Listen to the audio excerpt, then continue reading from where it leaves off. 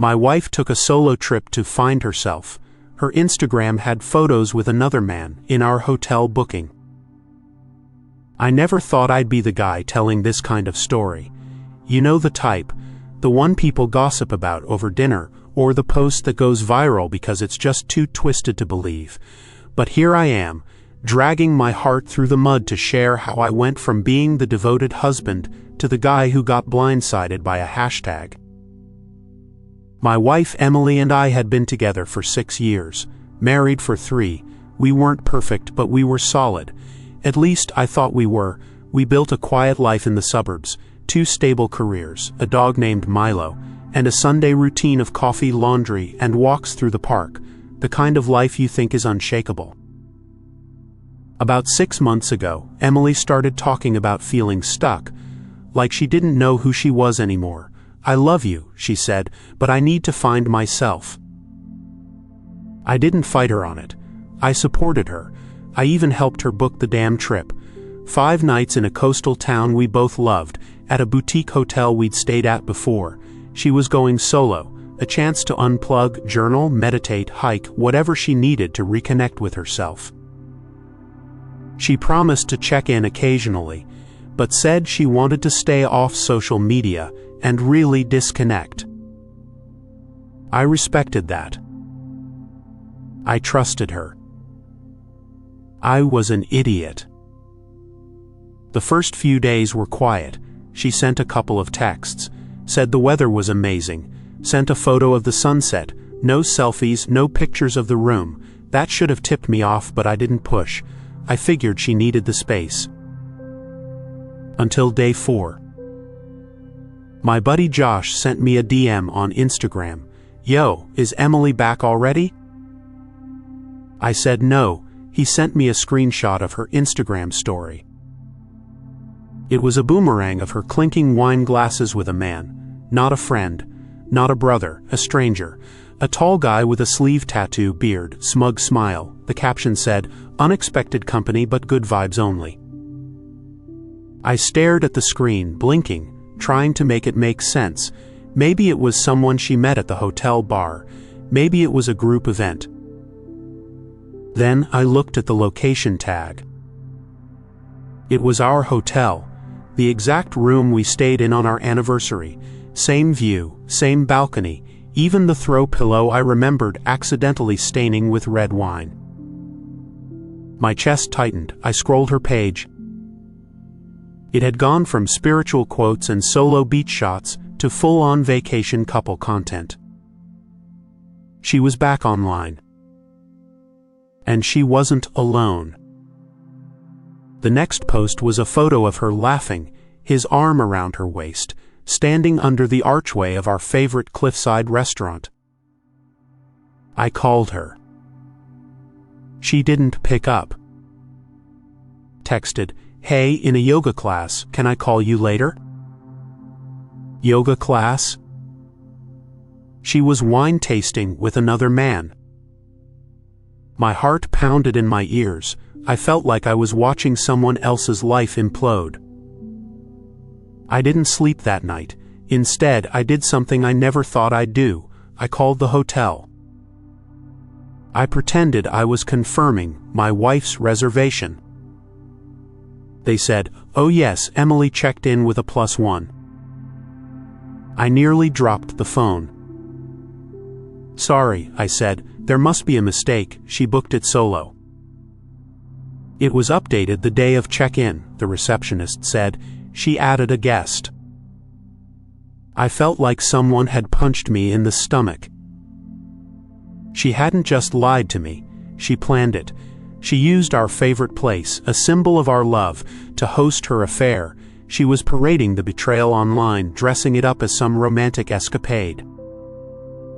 I knew what I had to do. I screenshotted everything. Every photo, every tagged location, every comment. And then I booked the next flight out. I wasn't going to confront her in a blaze of fury. I wasn't even sure what I wanted. Closure, revenge, I just needed to see it. When I arrived, I didn't go straight to the hotel.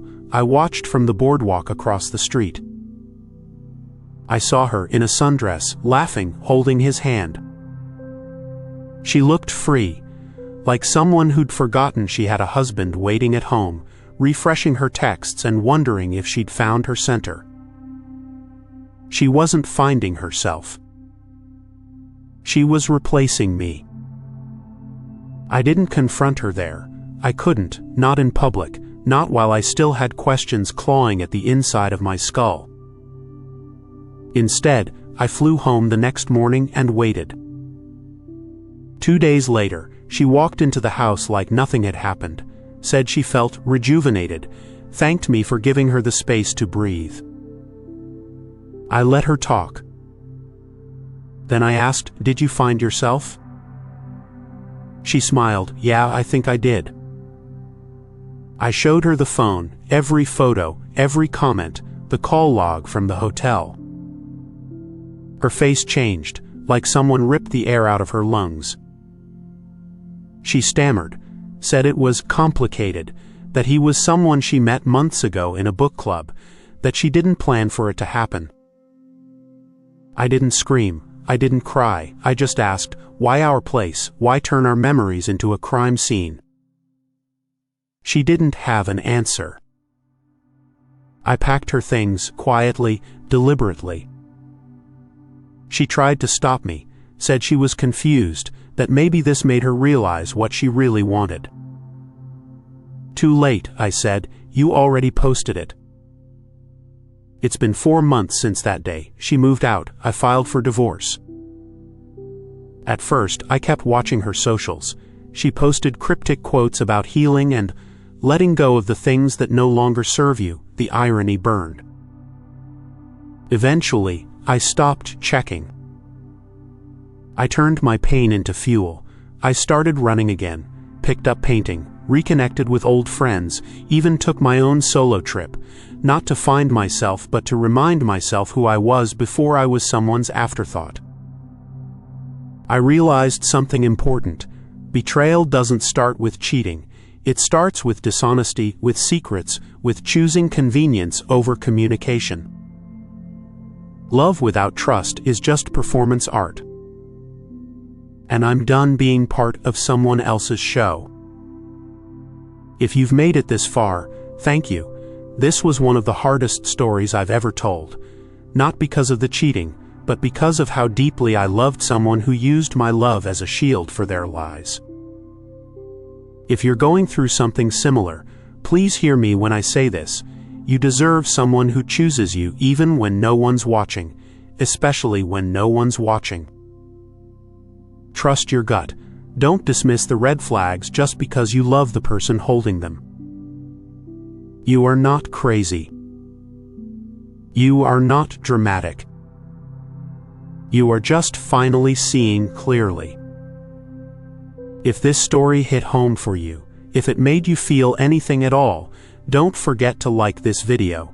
Your support means everything. Drop a comment below and share your thoughts or your own experience. You never know who you might help by speaking up. And if you want more jaw-dropping real-life stories like this one, hit that subscribe button and ring the bell so you never miss an upload. Because this channel is all about uncovering the hidden truths behind the smiles, the posts, and the lies people think they can get away with. Stick around. The next story might be even wilder.